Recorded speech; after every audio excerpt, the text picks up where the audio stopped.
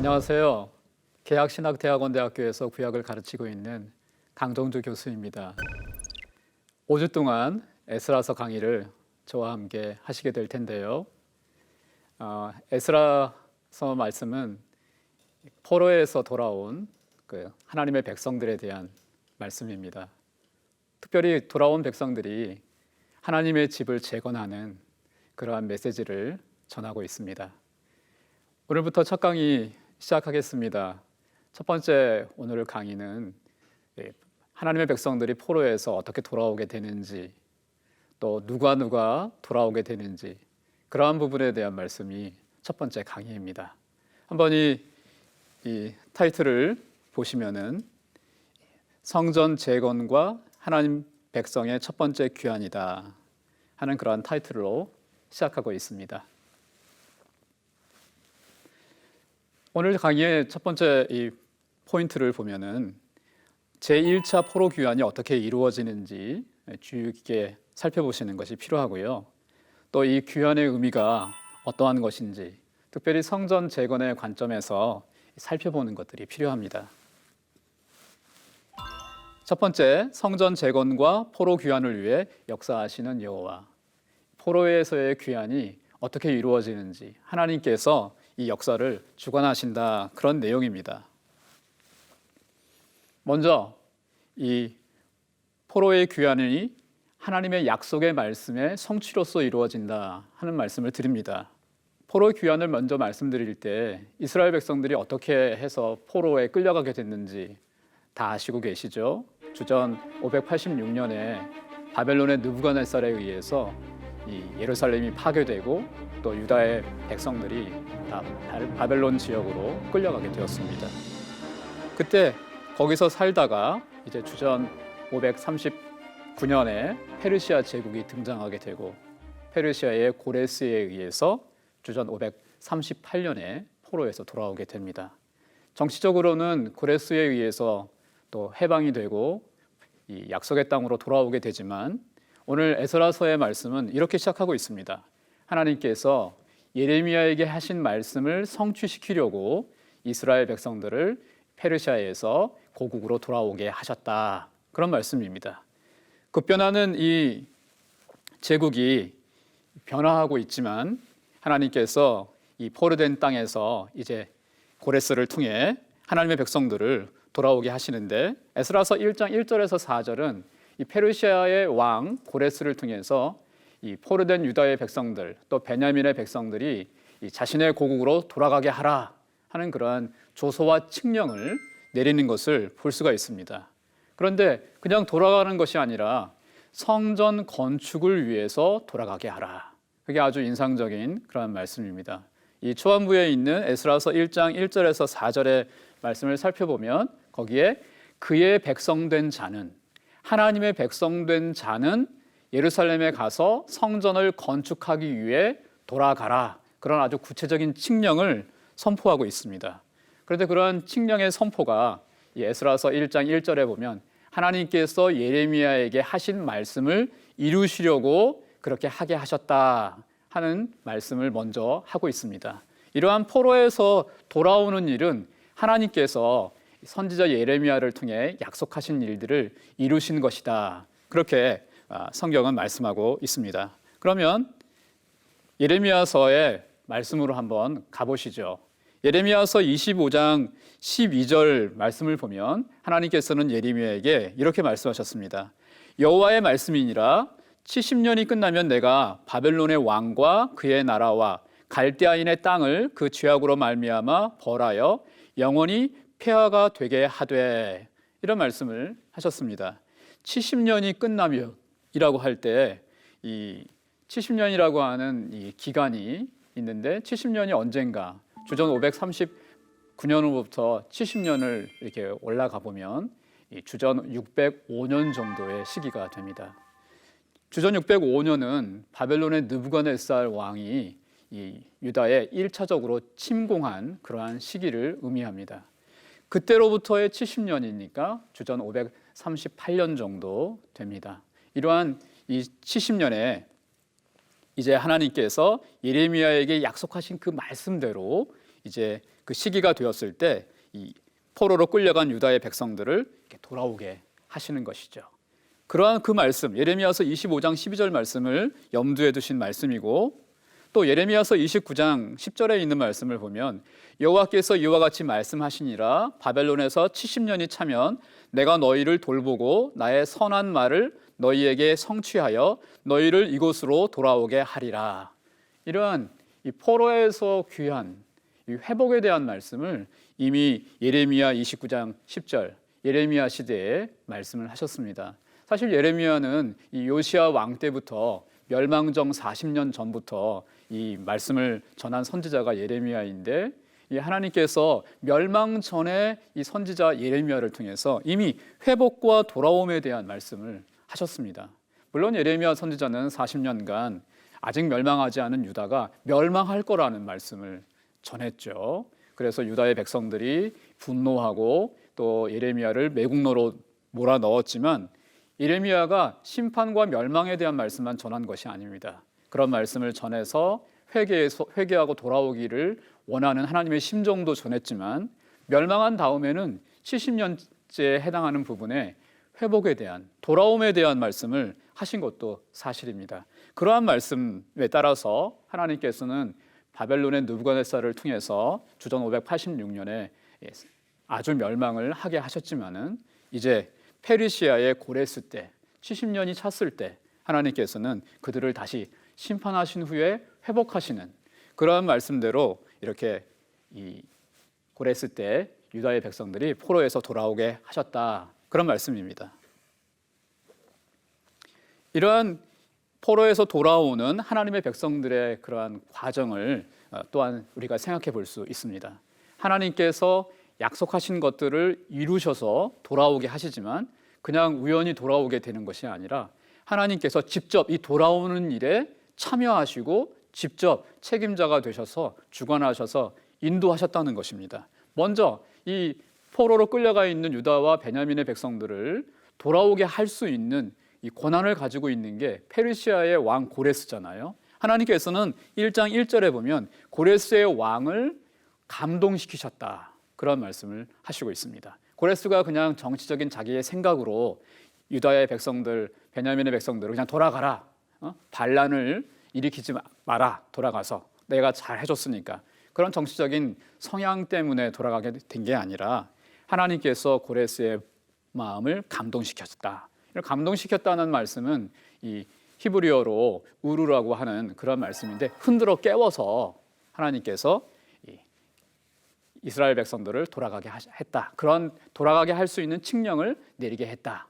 이러한 말씀을 통해서 하나님이 페르시아 왕을 감동시켜서 포로에서 돌아가게 하신, 하나님의 백성을 회복하신 그러한 역사다, 이렇게 에스라서는 시작하고 있습니다.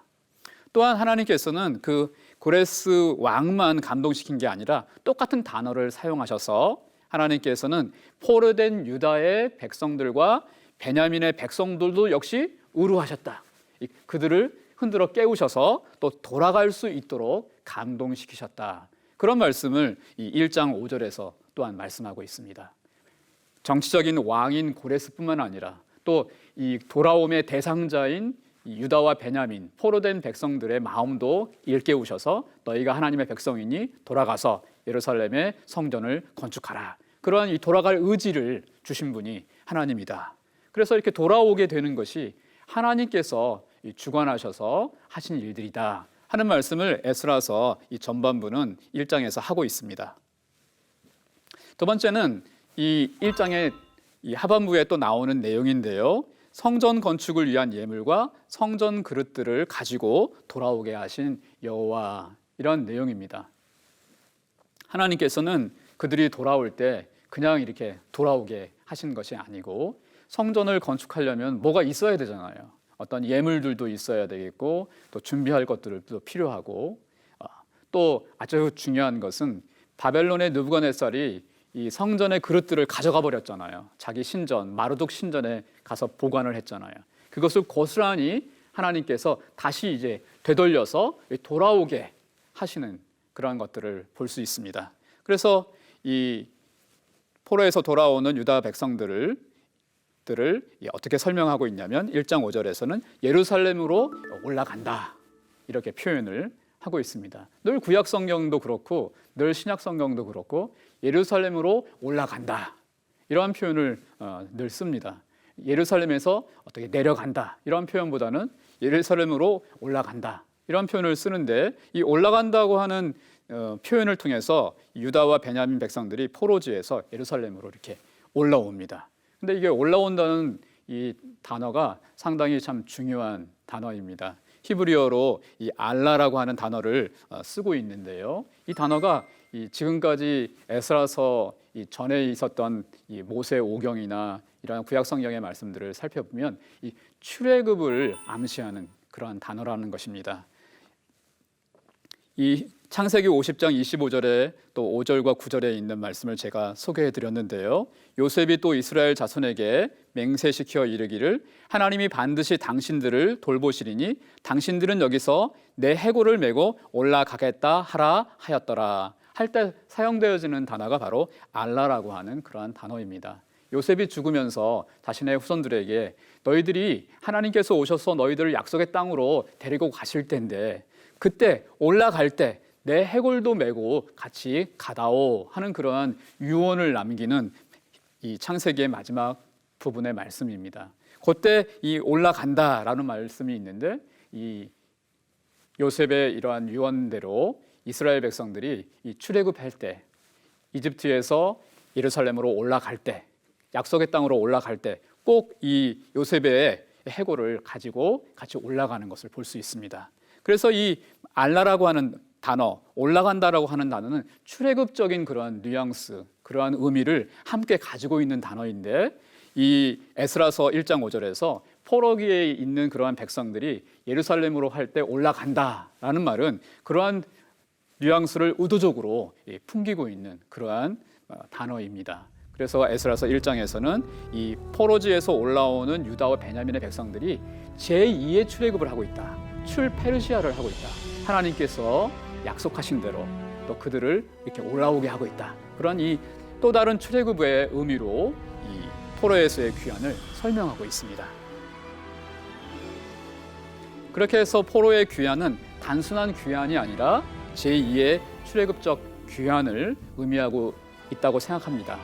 그래서 이 첫 번째 출애굽도 하나님께서 아브라함에게 약속하시고 또 430년 후에 너의 조상들이 너의 후손들이 이집트에서 올라오게 될 것을 출애굽을 예언하신 대로 하나님께서 그 예언을 성취시키셨는데 예언을 성취시켰을 뿐만 아니라 하나님께서 직접 10가지의 재앙을 통해서 그들을 이집트에서 끌어내시는 또 홍해 바다를 또 건너게 하시는 이런 하나님의 주권적인 출애굽이 일어났잖아요.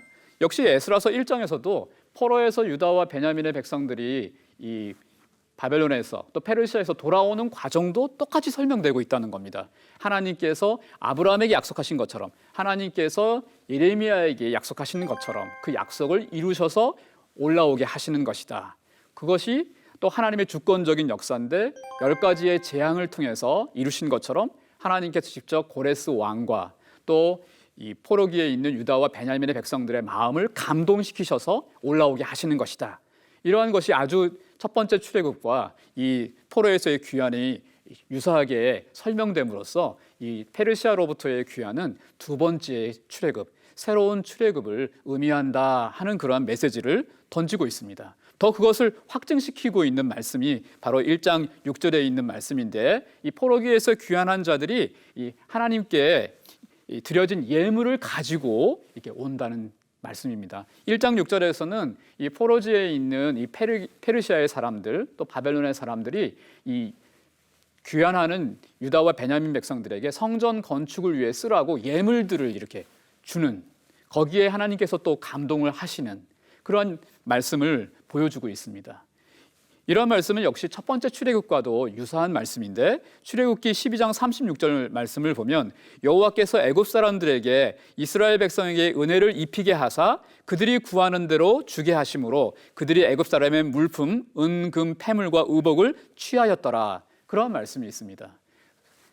아주 오랫동안 이집트에서 노예 생활을 하고 참 무임금으로 노동을 하면서 살아왔는데 이러한 백성들을 하나님께서 그냥 내보내시는 것이 아니라 그 대가를 받게 하시기도 하셔서 또 성전을 지을 수 있는 또 성막을 건축할 수 있는 그런 예물들을 함께 이집트 사람들이 주게 해서 출애굽을 하게 됐는데 바로 이 에스라서 1장 6절에서도 이 귀한 자들이 돌아올 때 그 지역의 백성들로부터 예물을 받고 올라오게 되는 과정은 의도적으로 첫 번째 출애굽을 암시하면서 또 염두에 두면서 이 포로의 귀환을 설명하시는 두 번째의 출애굽이다 하는 말씀입니다.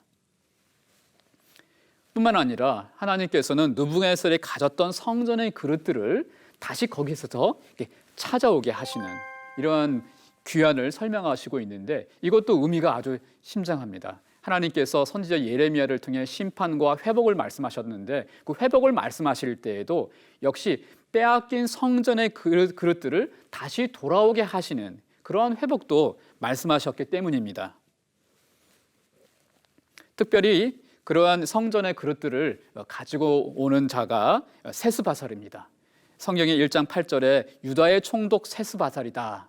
그가 이러한 성전의 기물들을 가지고 돌아온다 라고 말씀하고 있는데 이 세스바살이 포로에서 돌아오는 자들의 지도자예요. 또 총독이에요. 근데 유다의 총독이라고 되어 있지만 조금 히브리어를 살펴보면 나시라고 하는 말을 쓰고 있습니다. 나시라는 말도 역시 알라라고 하는 말과 동일하게 아주 출애굽적인 그런 용어입니다. 즉 이 출애굽할 때 어떤 족장들의 우두머리 지도자들을 나시라는 말을 써서 사용했기 때문입니다. 그런데 두 번째 출애굽의 이 지도자인 이 세스바살이 유다의 그 나시 출애굽 때 지도자였던 그런 나시라는 것으로 사용됨으로써 지금 역시 이게 새로운 출애굽이다라고 하는 말씀을 하시고 있습니다.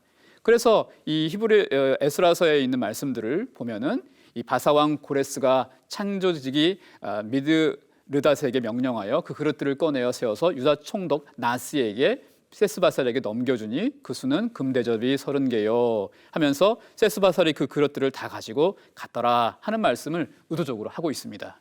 이런 말씀은 이 민수기 7장 84절에 보면은 출애굽 때의 이 나시들이 성전의 이 그릇들을 쓰기 위해서 가지고 나오는 그러한 말씀들을 보여주고 있습니다.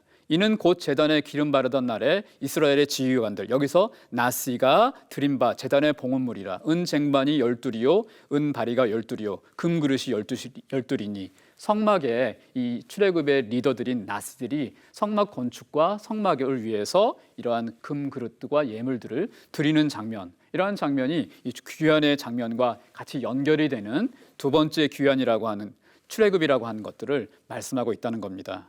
역시 그러한 성전 그릇들은 그냥 옮겨지는 게 아니라 하나님께서 약속하신 말씀에 대한 성취로서 옮겨지고 있음을 보여줍니다. 예레미야서 27장 22절에 보면 그것들 성전 기구들이 베르벨로 옮겨지고 내가 이것들을 돌보는 날까지 거기에 있을 것이니라. 그 후에 내가 그것들을 올려와 이곳에서 그것들을 되돌려 두리라. 여호와의 말씀이니라. 하나님께서 약속하신 것, 말씀하신 것들을 그대로 성취시키시는 그런 하나님. 그렇게 해서 그 약속대로 돌아오게 하시는 회복의 하나님. 그런 하나님을 에스라 1장이 보여주고 있습니다.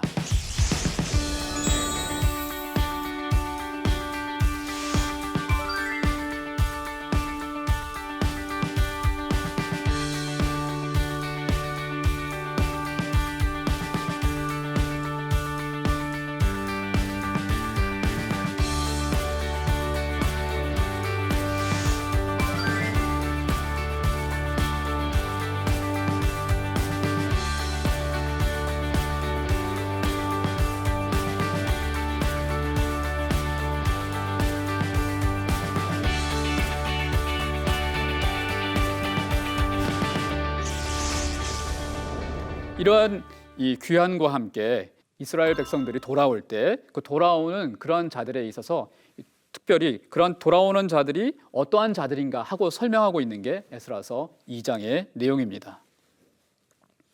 특별히 에스라서 2장에 돌아오는 자들을 보면은 이 유다와 베냐민의 족장들과 백성들이 전체적으로 돌아오고 있습니다. 특별히 그러한 백성들의 돌아옴을 설명하기 전에 이 세스바살이라고 하는 아까 나시라고 정의되기도 했고 또 이 페르시아 말로 또 아람 말로 폐하라고도 하는 이러한 총독이죠. 그러한 셋스바살과 스룹바벨이 돌아오게 됩니다.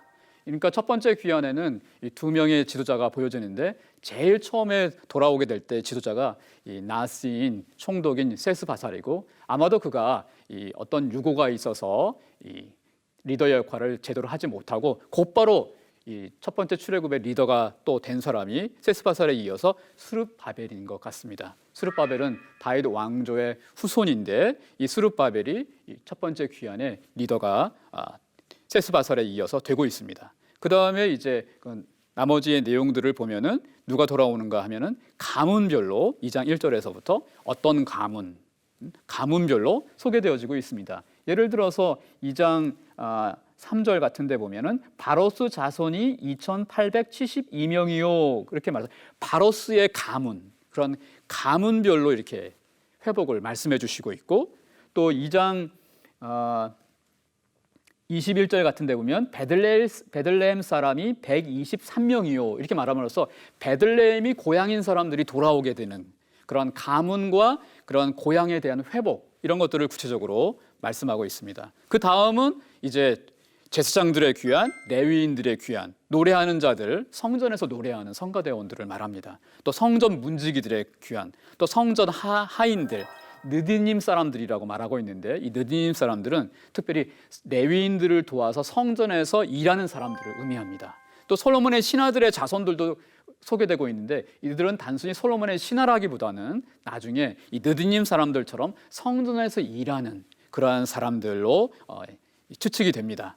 또 이러한 사람들뿐만 아니라 신분이 확인되지 않은 사람들, 또 신분 확인이 되지 않는 이 제사장들에 대한 귀환들도 말씀해 주고 있는데, 이런 귀환자들의 명단을 잘 살펴보면 가장 중요한 그 강조점이 어디에 있는가 하면 성전 재건과 성전에서 일할 그러한 봉사자들을 중심으로 이 귀환자들을 설명하고 있다는 것이 이것의 강조점이고, 또 하나의 강조점은 이 6번째에 있는 것처럼 이 신분이 확실하지 않은 사람들, 또 이 제대로 족보에 제사장으로서 등록이 분별하기가 쉽지 않은 사람들은 그러한 직분에서 제외시켰다는 거, 이런 어떤 거룩성, 돌아온 사람들의 거룩성을 중요시 여기고 있다는 것을 보여주고 있습니다.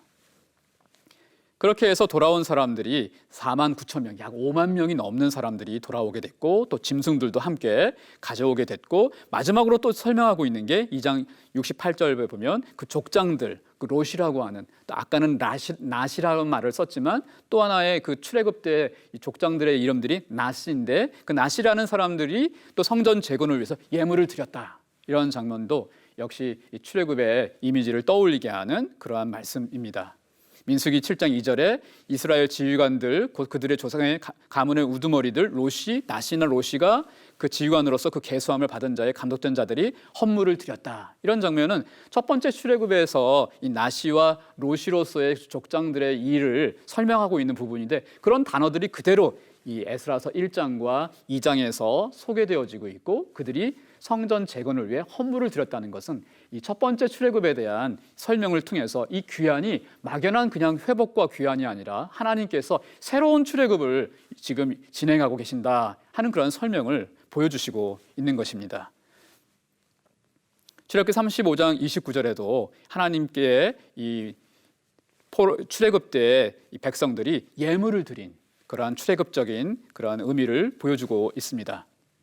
이러한 1장과 이 에스라 2장의 말씀들을 정리한다면은요, 하나님께서 말씀을 예언하신 것들을 성취하시는 그러한 이 포로의 귀환이라는 것이고, 그 포로와 이 귀환, 포로에서의 귀환이 단순한 이 해방과 귀환이 아니라 하나님께서 새로운 출애굽을 일으키시는 그러한 귀환이다 하는 것들을 말씀드리고 있고, 첫 번째 출애굽이 하나님의 주권과 하나님의 역사 속에서 일어나는 것처럼 두 번째 출애굽도 왕과 백성들을 깨우시고 또 하나님께서 주관하셔서 인도하시는 그러한 출애굽이라는 거, 그렇게 출애굽이 이루어졌고, 그 출애굽의 중요한 부분이 역시 하나님을 예배하기 위한 첫 번째 출애굽처럼 하나님의 성전을 재건하는, 하나님의 집을 재건하는 그런 출애굽으로 이루어졌다는 것들을 생각할 때 이 적용점들을 우리가 생각할 수 있습니다. 첫 번째로 언약 백성들에게 약속하신 것을 신실하게 지키시는 하나님께 소망과 인내를 두고 살아가자 하는 그런 교훈을 받습니다.